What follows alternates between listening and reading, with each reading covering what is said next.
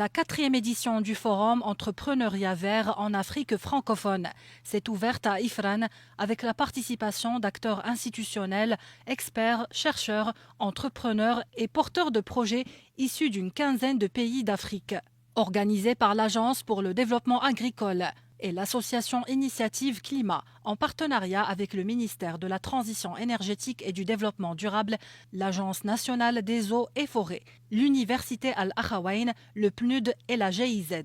Cet événement s'inscrit dans une dynamique de coopération africaine autour du thème résilience climatique et agriculture, économie circulaire et valorisation de la biomasse. C'est un forum très important, en ce sens qu'il réunit plusieurs pays africains, plus d'une quinzaine de pays, pour partager, je dirais, les expériences des uns et des autres dans la lutte contre les effets des changements climatiques à travers des solutions diverses qui s'inscrivent notamment dans l'entrepreneuriat vert. Ce forum et ces journées seront l'occasion de renforcer davantage les liens et le réseautage dans le domaine de l'entrepreneuriat vert et dans le domaine des changements climatiques de manière générale, à même de permettre aux pays africains de développer une action commune et de plaider pour plus de financement pour lutter contre les changements climatiques. Les défis auxquels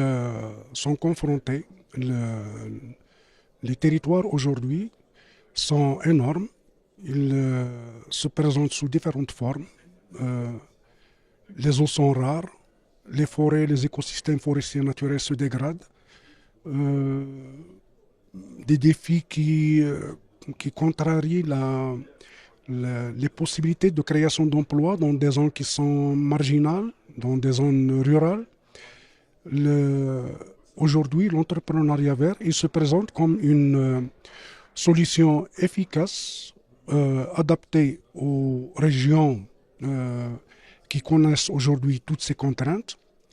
Et l'Agence nationale des eaux et forêts, aujourd'hui, il se place comme au cœur de cette problématique, avec sa stratégie Forêt du Maroc 2020-2030. Les participants ont souligné l'importance de renforcer les synergies entre les pays africains afin de faire face aux défis climatiques qui impactent de plus en plus les secteurs agricoles, forestiers et énergétiques, en mettant en lumière des initiatives innovantes développées sur le continent pour améliorer l'adaptation des territoires au changement climatique tout en créant des opportunités économiques durables. Cette première journée a été également marquée par la remise des trophées ICAF 2026, 8e édition, qui a distingué 7 initiatives marocaines pour leur contribution à la lutte contre les changements climatiques et au développement durable.